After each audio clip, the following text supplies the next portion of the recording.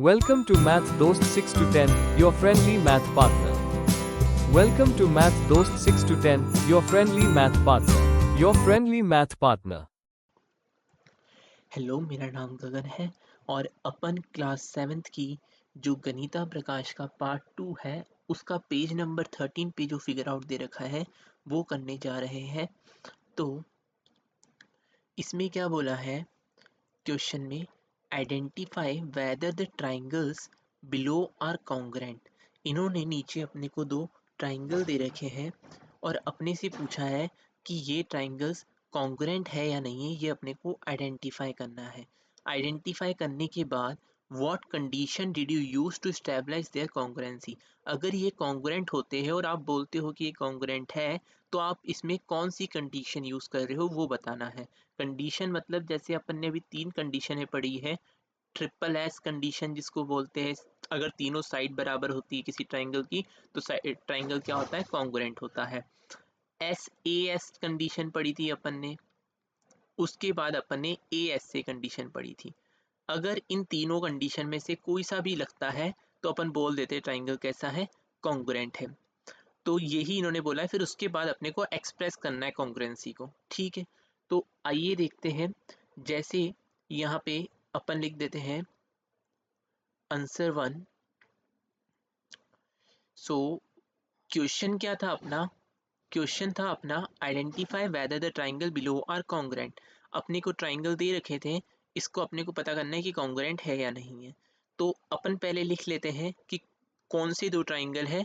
Triangle है A B C, triangle है A B C and triangle.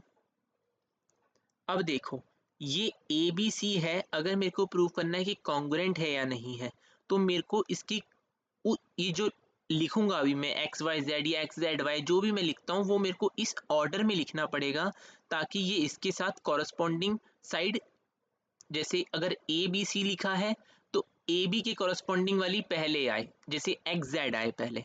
इसलिए मैं क्या करूंगा, यहाँ पे लिखूंगा एक्स जेड वाई। क्यों लिखा है एक्स जेड वाई, ताकि मेरे को पता है ए बी की कॉरस्पॉन्डिंग वाली कौन सी है, एक्स जेड है। ए बी भी 7 सेंटीमीटर की है, एक्स जेड भी 7 सेंटीमीटर की है। जब इनको को एक के ऊपर एक रखेंगे तो ए बी एक्स जेड के ऊपर आएगी, इसलिए मैंने इस तरीके से लिखा। अब इस ट्राइंगल में अपने को क्या क्या बोल रखा है, in triangle A B C and X Z Y अपने पास क्या है, जो ए बी है वो एक्स जेड के क्या है, बराबर है। जो ए बी है वो एग्जैक्ट के क्या है, बराबर है। ये अपने को गिवन दे रखा है, ठीक है ना। दो जो कि कितना था, 7 सेंटीमीटर था। उसके बाद अपने को दे रखा है जो बी सी है वो वाई जेड के बराबर है ना। जो बी सी है वो किसके बराबर है, वाई जेड के बराबर है, जो कि कितना है, वो भी 5 सेंटीमीटर गिवन दे रखा है। क्या कुछ और भी अपने को गिवन दे रखा है, तो एक और चीज दे रखी है कि जो एंगल बी है वो एंगल जेड के क्या है, बराबर है। तो मैं बोल सकता हूँ एंगल ए बी सी जो है, एंगल ए बी सी वो किसके बराबर है, वो बराबर है एंगल एक्स जेड वाई के, एक्स जेड वाई के। ये भी अपने को क्या दे रखा है, गिवन दे रखा है। तो अब अपने को प्रूव करना, पता करना था कि कॉन्ग्रुएंट है या नहीं है। तो देखो भाई, ट्राइंगल, ये दो ट्राइंगल के अपन देख रहे हैं। अपन ने देखा कि अगर ट्रिपल एस होता है तो भी ट्राइंगल क्या होता है, कॉन्ग्रुएंट। अगर साइड एंगल साइड होता है मतलब दो साइड और उनके बीच का इंक्लूडेड एंगल होता है, इंक्लूडेड एंगल, तो अपन क्या बोलते हैं कि कॉन्ग्रुएंट होता है। अगर अपन देख लेते ये वाला एंगल इन दो साइड के बीच का एंगल है, मतलब इंक्लूडेड एंगल है, तो अपन बोल सकते हैं कि ये ट्राइंगल कैसे है, कॉन्ग्रुएंट है। तो देखो, ये साइड ए बी ये रही, बी सी ये रही, इसके बीच का एंगल है, इंक्लूडेड एंगल है ना। ये वाला होता तो नॉन इंक्लूडेड होता, इसमें भी ये वाला कैसा है, इंक्लूडेड है। तो अपन बोल सकते हैं कि triangle A B C congruent है। इसी ऑर्डर में लिखना है। क्यों लिखना है, क्योंकि ए बी के कॉरस्पॉन्डिंग अपने को एक्स जेड ही लेना है, एक्स वाई नहीं ले सकते, है ना। तो X Z Y A B C किसके कॉन्ग्रुएंट है, एक्स जेड वाई। क्यों है, कौन सी कंडीशन लग रही है यहाँ पे, S A S, side angle side वाली लग रही है, ठीक है। तो इन क्वेश्चन में अपन ने, इन्होंने अपने से पूछा क्या था, पहले पूछा था कि कॉन्ग्रुएंट है या नहीं है, तो अपन ने बता दिया। फिर पूछा था कंडीशन कौन सी लग रही है, तो वो भी अपन ने बता दिया, साइड एंगल साइड। फिर पूछा था एक्सप्रेस द कॉन्ग्रुएंसी, तो एक्सप्रेस द कॉन्ग्रुएंसी का मतलब होता है कि जो ये अपन ने लिखा है ये बताना था कि किस तरीके से है, मतलब किस ऑर्डर में ए बी के कॉरस्पॉन्डिंग वाली कौन सी आ रही है, इस तरीके से लिखना था। तो ये भी अपना हो गया। उसके बाद आता है सेकंड क्वेश्चन। सेकंड क्वेश्चन क्या आता है, given that C D and A B are parallel. अपने को गिवन दे रखा है कि जो सी डी और ए बी है वो कैसे है, पैरेलल है। अपने को इन्होंने फिगर दे रखा है नीचे, यहाँ पे अपने को बोला है given that C D and A B are parallel. यहाँ पे सी डी दे रखा है, ए बी दे रखा है। ये जो साइन होता है ये एरो वाला साइन है ना, इस ये दिखाता है कि ये दोनों क्या है, पैरेलल है। ये एरो भी उसी डायरेक्शन में जा रहा है जिस डायरेक्शन में ये जा रहा है, मतलब ये दोनों कैसे हैं, पैरेलल है। And A B equals to C D, A B किसके बराबर है, सी डी के बराबर है। वो ये इस नोटेशन से बता रहे हैं, जो ये इन्होंने एक बना रखा है ना, इस नोटेशन से बता रहे हैं कि अगर ये इतनी है तो ये भी इतनी है। फिर बोल रहे हैं what are the other equal part in this figure. इस फिगर में और कोई इक्वल पार्ट है तो आप बताओ हमें। हिंट दे रखा है when the lines are parallel the alternate angles are equal. जब लाइन पैरेलल होती है तो इनके ऑल्टरनेट एंगल जो होते हैं वो क्या होते हैं, इक्वल होते हैं। Now are the two resulting triangle congruent. फिर अपने से पूछा है दो ट्राइंगल कॉन्ग्रुएंट है क्या, तो अब अपने को देखना है, अगर है तो उसको एक्सप्रेस करना है, मतलब उसको लिखना है। तो अब अपने को देखना है कि अगर अपन ने देख लिया दो ट्राइंगल कॉन्ग्रुएंट है या नहीं है ना, तो उससे अपने को ये भी पता चल जाएगा कि अगर कॉन्ग्रुएंट निकलता है कि कौन कौन सी साइड इक्वल है, तो अपन ये चेक करना चाहेंगे कि ये ट्राइंगल कॉन्ग्रुएंट है या नहीं है। तो उसके लिए अपन क्या करेंगे, देखो एक अपने को हिंट दे रखा था when the lines are parallel, जैसे यहाँ पे ये दोनों लाइंस कैसी है, पैरेलल है, तो इनके ऑल्टरनेट एंगल्स क्या होते हैं, इक्वल होते हैं। ऑल्टरनेट एंगल का मतलब होता है, ऑल्टरनेट का मतलब ये होता है एक को छोड़ के एक, है ना। तो इस तरीके से यहाँ पे जो एंगल आया है ना, जैसे होता क्या है, ये अगर दो लाइन पैरेलल जाती है तो ऑल्टरनेट एंगल का मतलब होता है ये वाला एंगल और ये वाला एंगल क्या होते हैं, बराबर होते हैं। मतलब इसकी सीध में एक पर आए, उसको छोड़ा फिर एक, एक को छोड़ के एक, इसकी सीध में आए, एक को छोड़ा फिर एक, ये वाला एंगल इसके बराबर है और ये वाला एंगल इसके बराबर है। ये होता है ऑल्टरनेट एंगल्स का मतलब। तो अब इन्होंने अपने को बोला है ऑल्टरनेट एंगल इक्वल है, तो अपन कह सकते हैं जो ये वाला एंगल है वो सीधे इसके जाना और पास वाले में ये वाले के क्या होगा, इक्वल होगा। जहाँ पे z बन रहा हो, z बन रहा हो, ठीक है, ये z बन रहा है ना, तो z का ये वाला और ये वाला क्या होता है, बराबर होता है। ऐसे ही ये एक और z बन रहा है, तो अपन बोल सकते हैं ये वाले भी एंगल कैसे है, ऑल्टरनेट इंटीरियर एंगल है, तो ये भी कैसे हो जाएंगे, इक्वल हो जाएंगे। इतना अपन ने समझा। उसके बाद अपने को क्या दे रखा है, अपने से पूछा है कि जो रिजल्टिंग ट्राइंगल बन रहे हैं वो कॉन्ग्रुएंट है या नहीं है। तो अपन क्या बोलेंगे, अपन देख पा रहे हैं कि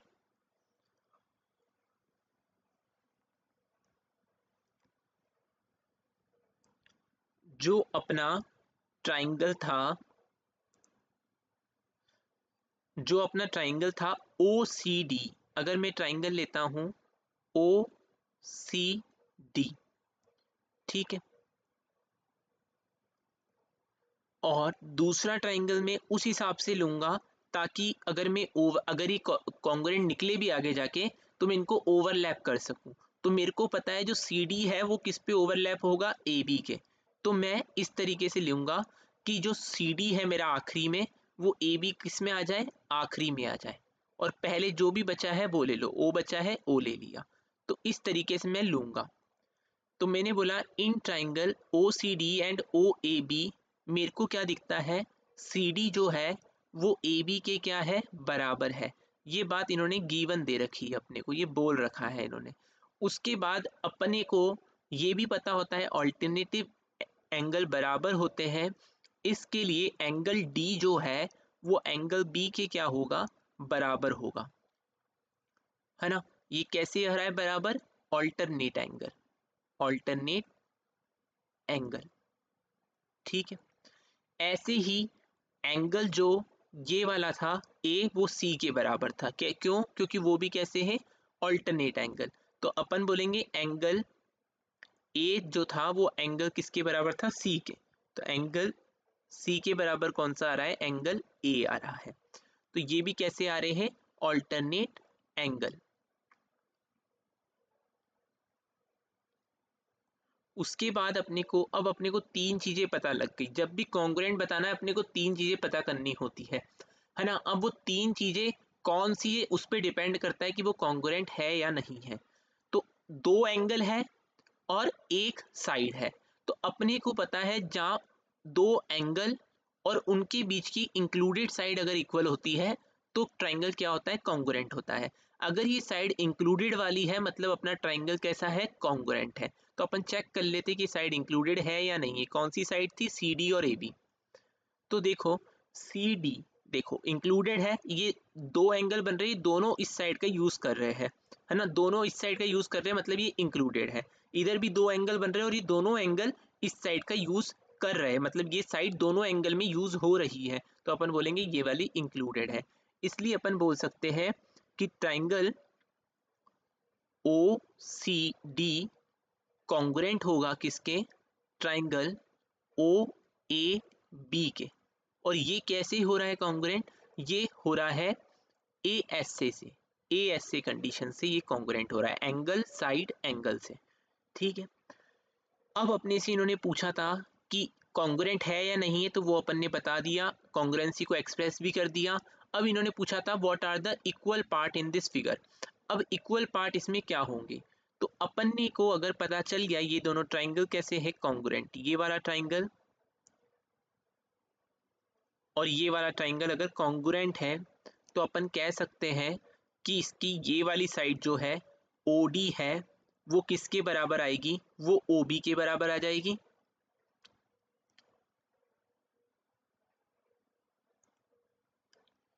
है ना। यहाँ पे मैं कह सकता हूं कि जो OA है वो किसके बराबर आ जाएगी, OC के बराबर आ जाएगी। जो OA है वो OC के बराबर आ जाएगी, जो OD है वो OB के बराबर आ जाएगी। और ये वाली बराबर इन्होंने दे ही रखी थी, ठीक है। अब क्वेश्चन थर्ड पे मूव करते हैं। क्वेश्चन थर्ड क्या कहता है, given that angle ABC equals to angle DBC। अपने को गिवन दे रखा है जो एंगल ABC है, ये वाला एंगल ये किसके बराबर है, इस वाले एंगल के क्या है, बराबर है ना। फिर बोल रखा है ACB मतलब ये वाला एंगल जो है ये किसके बराबर है, DCB के क्या है, बराबर है। DCB क्या है अपना, DCB है ये वाला एंगल, है ना। तो ये अपने को दो चीजें दे रखी थी। उसके बाद अपने को क्या बोला है, शो दैट एंगल BAC, जो BAC एंगल है यानी कि ये वाला एंगल इस वाले एंगल के क्या है, बराबर है, ये अपने को शो करना है। तो आइए देखते हैं। तो are the two triangles congruent, फिर ये भी बताना है कि ट्राइंगल कॉन्ग्रुएंट है या नहीं है। तो अपन कैसे करेंगे इनको, पहले अपने को बोल रखा है कि ABC DBC के क्या है, बराबर है। तो अपन बोल सकते हैं इस तरीके से कि अपन अभी क्वेश्चन नंबर थर्ड कर रहे हैं। अपन बोल सकते हैं कि in triangle ABC, in triangle ABC and, एक तो अपन ने ABC ले लिया, अब अपने को बोला क्या है कि ये वाला एंगल इसके इक्वल है। तो अपने को इस बात से ये समझ आ रही है और दिख भी रहा है कि अगर मैं इसको यूं पलटूंगा ऐसे, है ना, इसको बंद करने की कोशिश करूंगा, जैसे एक मान के चलो ये लिफाफा है, इसको यूं ऐसे पलटा, इसके ऊपर ये वाला पॉइंट पूरा इसके ऊपर आ जाएगा। तो मेरे को दिख रहा है कि ये वाला एंगल इसके ऊपर आ जाएगा। तो BA क्या होगा, BD के बराबर होगा। तो मैं उस हिसाब से लिखूंगा, मतलब जो BA है ना, वो BD के बराबर हो रहा है, मतलब AB किसके बराबर हो जाएगा, DB के। तो मैं यहाँ DB लिखूंगा पहले, ठीक है, और बचा जो है वो आखिरी में लिख देंगे। कौन सा बचा था आखिरी में? सी बचा है तो सी लिख दिया आखिरी में। इस तरीके से लिखना है। क्यों लिखना है? ताकि कॉरस्पॉन्डिंग साइड्स ध्यान में रखते हुए लिखना है। अब क्या हो रहा है, उसके बाद अपने से पूछा ये ट्राइंगल कॉन्ग्रुएंट है या नहीं है। तो इसमें अपने को क्या क्या दिख रहा है?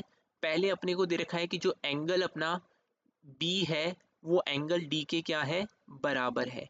एंगल बी एंगल डी के क्या है? बराबर है। ये गिवन दे रखा है।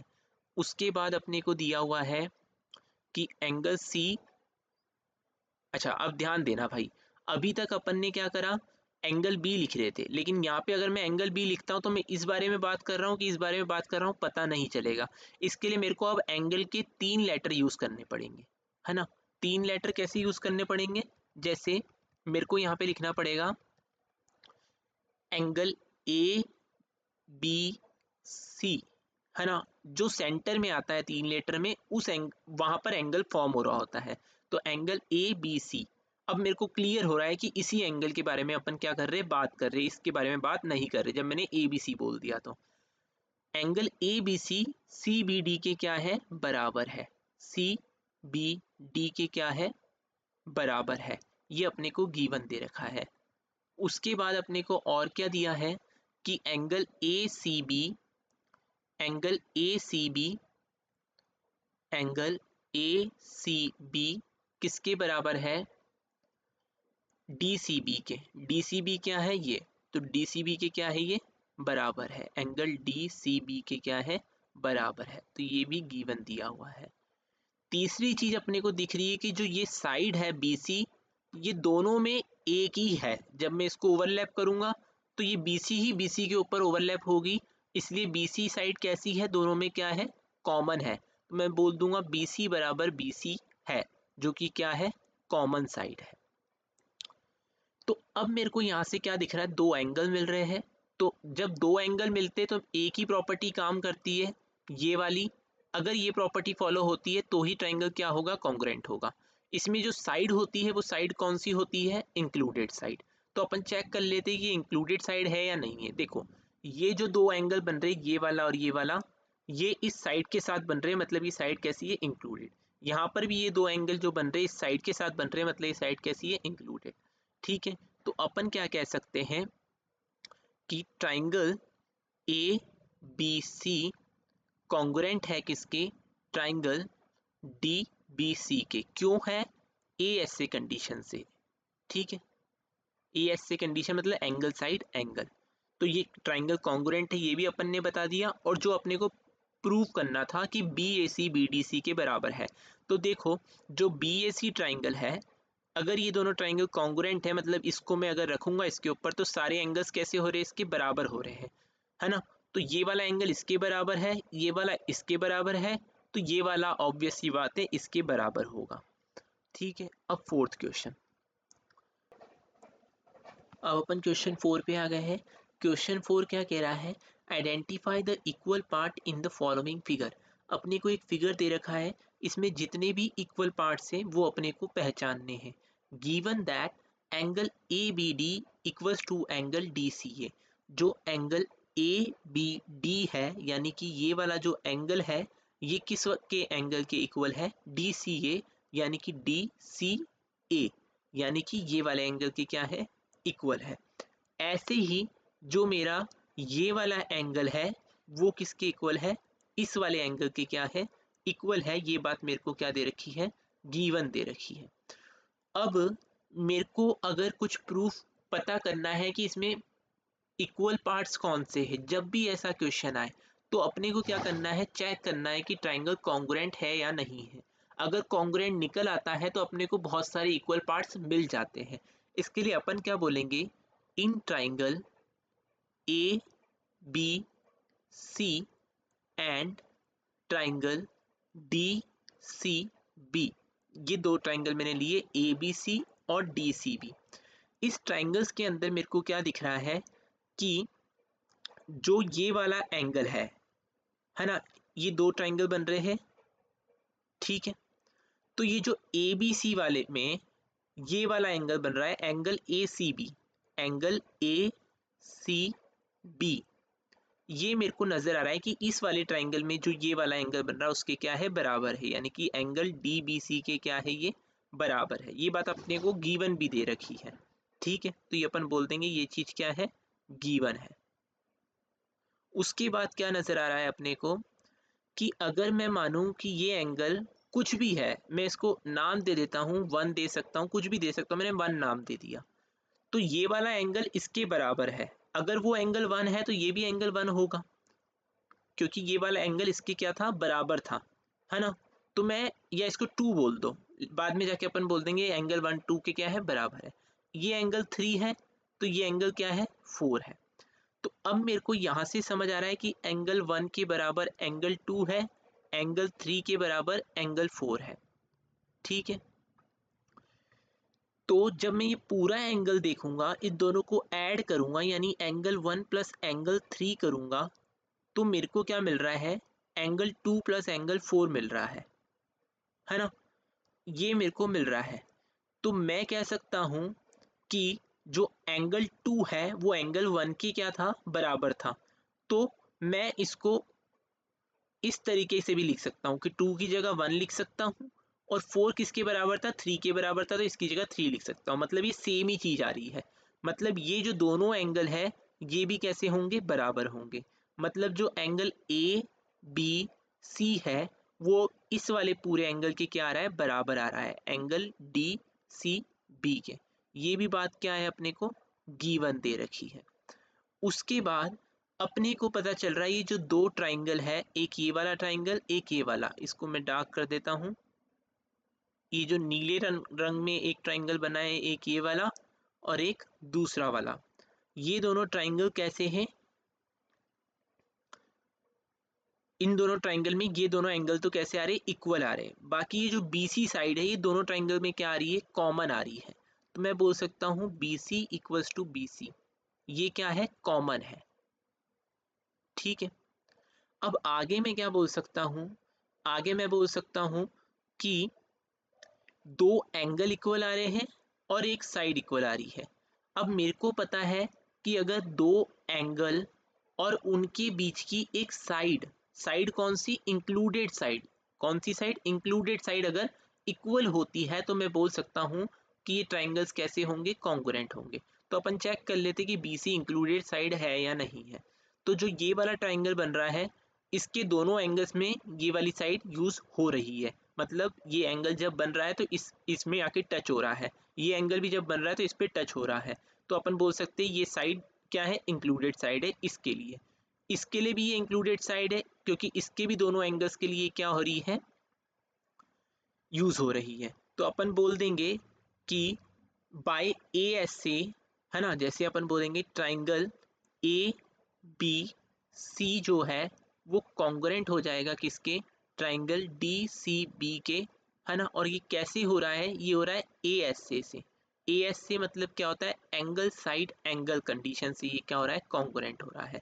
अगर ये कॉन्ग्रुएंट हो रहा है तो अपन देख सकते हैं कि जितनी भी साइड से इस ट्राइंगल्स की वो क्या होगी, इक्वल होगी। तो यहाँ से अपन इसके कॉरस्पॉन्डिंग साइड्स लिख सकते हैं, जैसे AB किसके बराबर हो जाएगी, ये अगर ये 2 पहले की लेटर देख रहे हैं तो यहाँ के भी 2 पहले के लेटर DC के बराबर हो जाएगी, AB किसके बराबर हो जाएगी, DC के।